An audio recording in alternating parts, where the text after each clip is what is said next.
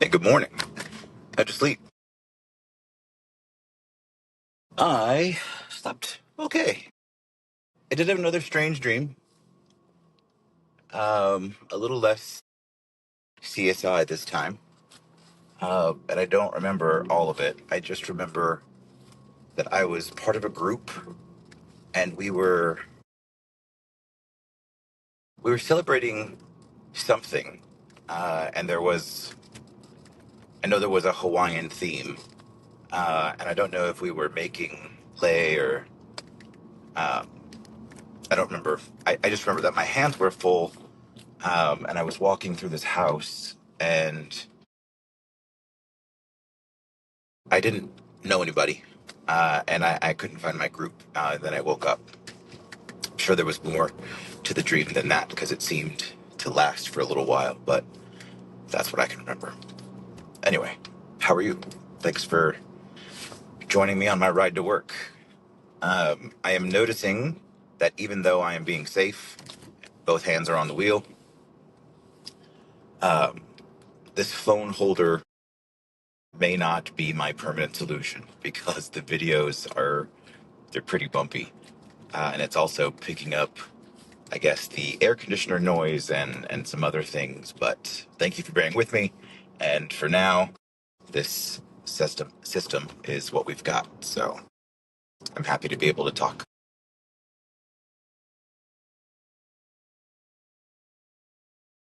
I've been wondering what to talk about. I wanted this to be an unscripted, one take short format, like a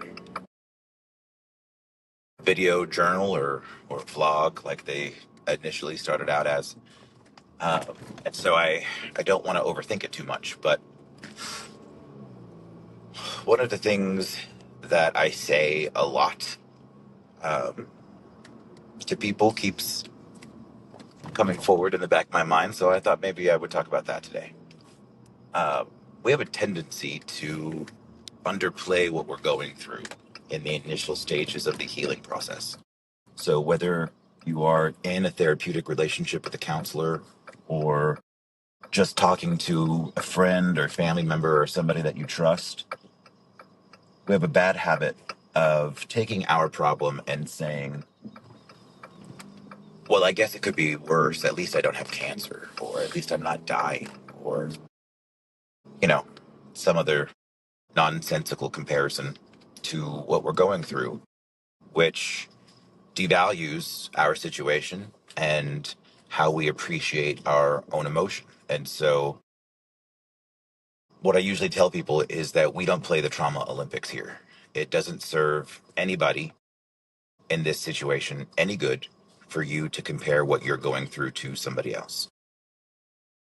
Your issue is your issue, and it is just as worthy of having time devoted to it, to discussing it and taking it seriously and honoring how you feel. Um, so I guess the tendency is to try and find the silver lining or, you know, find some perspective or try to gain some perspective by saying those things. And I don't feel like it always works. It's not something that I recommend. Try to find the silver lining in the situation. Um, yeah. So we don't play the trauma Olympics here. If your issue is sleep, then your issue is sleep. And maybe if we're honest about how deeply it's affecting you, we can find out what is causing the issue or that the issue is actually linked to something else that you haven't been paying attention to. So I invite you not to compete in the trauma Olympics and to honor how you're feeling and what that truly means to you and how it's affecting your life. When I think about how I, in my past, have compared myself to other people, um, it's always in a negative frame of reference. I never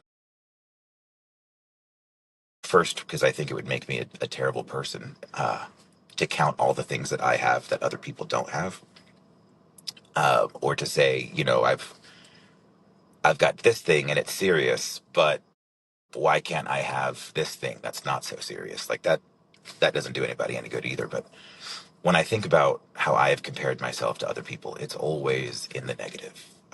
They're they look put together. They look so confident. They look like they're having such a good time. Like why can't my anxiety let me do that? Or why can't my self confidence be what it used to be when I was a little more outgoing and um, things like that. It's all negative self talk. They're gonna judge me. They're gonna laugh at me. They're not gonna think that I belong. They're gonna think that I'm a phony. You know what I mean? And so I am challenging myself to silence that voice going forward and to speak more kindly and more patiently with myself, to extend just a little bit more grace and forgiveness toward myself, and to let love in both from other people and for myself, and see if that makes it a little easier for me to figure out what I want from this next step in my professional life.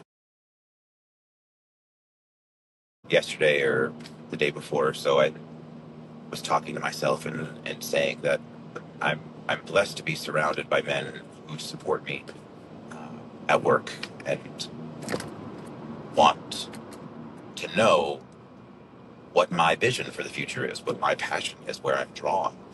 And I find myself a lot of the time, if not all of the time, being unable to answer that question, saying I don't know, I'm not sure. Uh, so much of my life has been based in, or the decisions of my life have been based in kind of insecurity. Uh, I'm not sure if that's quite the right word, but we'll go with it. Uh, I've had some incredible opportunities that never should have made themselves available under the ordinary set of circumstances. I feel like the universe has pulled me in certain directions and placed me in certain places for a reason. And I feel like I fulfilled those reasons. I hope that I fulfilled those reasons. Um, but because I've been so insecure, I've I've gotten really good at doing what needs to be done, which I hope makes me hardworking and trustworthy and reliable. Um, but I haven't always done what I wanted to do, which feels strange to say, um, because I did want to do all of the things. I wasn't forced. Um, but yeah, that's just something that I'm wrestling with right now. The last 6+ years at my practice, um, I've kind of worn whatever hat was required of me at the time, wanting to be of service and wanting to advance. And so it feels unfair to categorize that experience by saying like I wasn't honest about what I wanted, or that I was just doing what needed to be done and that I didn't get any fulfillment out of it. That's not what I'm saying. I I really do appreciate and love the time that I have spent so far at Burn Causes, and I don't plan to go anywhere. Um, but I have a tendency to not say no if I see someone needs help, especially if it's somebody that I care about, and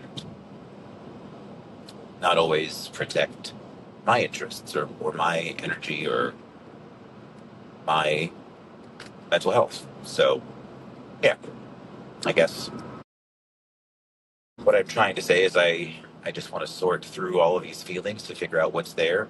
Um, Before I started the leadership conference that I was at last weekend, I think I was really, really overwhelmed. Not I think, I was really overwhelmed.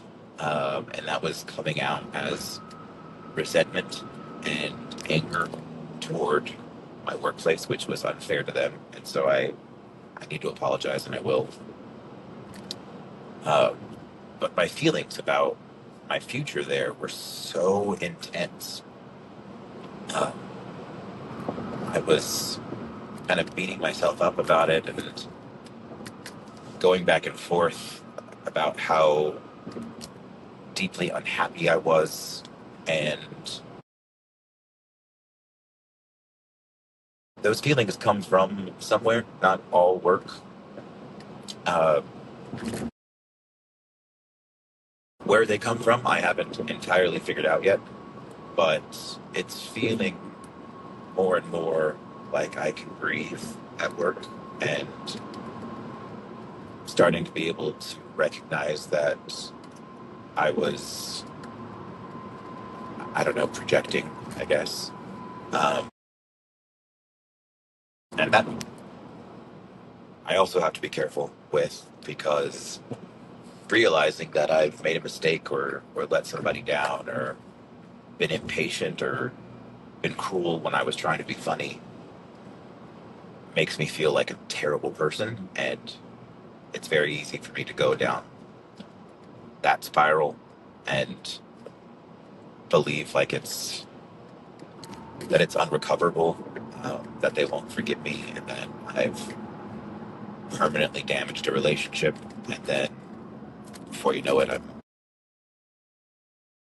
afraid, and I either stop showing up to work, or I turn in my resignation, and it just becomes this thing that it never needed to be if I had just been honest with myself. So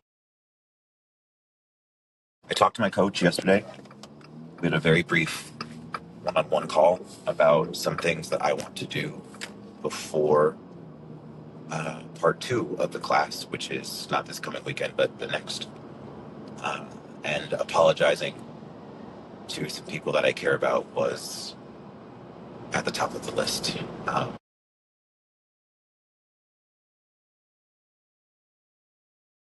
Yeah. So figuring out exactly how to do that. Uh, I write. I've always enjoyed writing. I don't want to send a text message. I don't want to send a letter.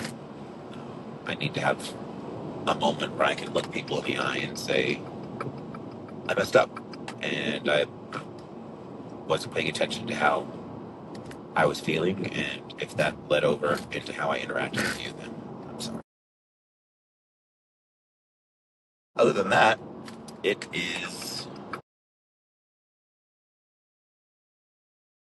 Thursday. It's forgetting. Making spaghetti for dinner. I am one of those kids that could have eaten spaghetti every day for my entire life and been perfectly happy. Several years ago, I don't remember exactly when, but I was pretty young. Comparatively, I'm 46 now. Uh, but I used to watch a lot of Food Network. A lot. I, More than I watched the news, more than I watched movies, more than I listened to music. Even as a young kid, uh, probably more than I watched cartoons. I was watching Julia Child and Jacques Pepin and Jacques Torres, and uh, my favorite show was Two Fat Ladies, and they were two British women. They were hilarious, and they drank and chain smoked and drove a motorcycle with a sidecar, and they were just delightful. Um, Anyway, I'm not sure who it was that taught me how to make my own bolognese sauce. Um, but as I started experimenting, I realized that homemade sauce, even a quick sauce that you don't let cook all day, like Nona, um, is really, really magical and tastes so much better than jarred sauce. Uh, and so it's made me really critical of eating spaghetti with store-bought sauce. It's also made me really critical of going to Italian food places, um, because I know what my sauce tastes like, and it's not, you know, anything super amazing that's gonna be bottled and make me $1 million. Especially because, like my husband says, I make it different every time. There's not a recipe. I just grab what looks good. Um, but yeah, so making spaghetti. Um, we make bolognese sauce, and we use gluten-free noodles, which are actually pretty good. I think we have the Barilla.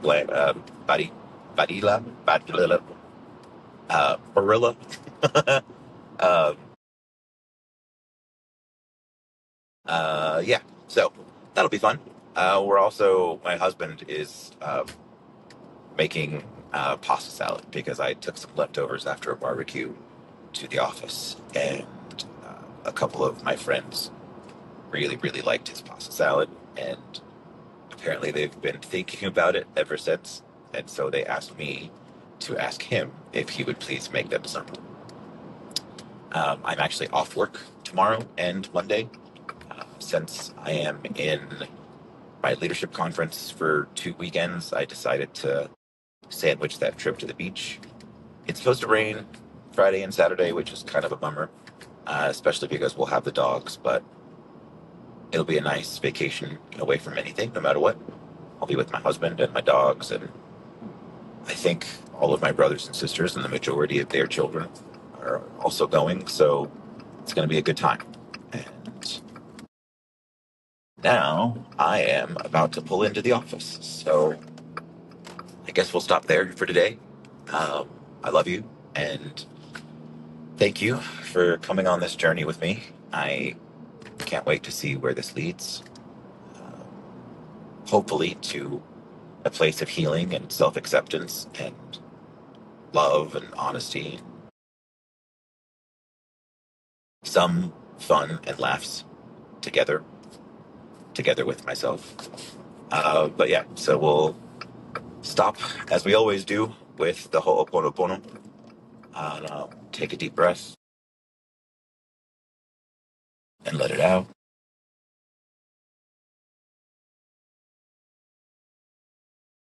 Thank you.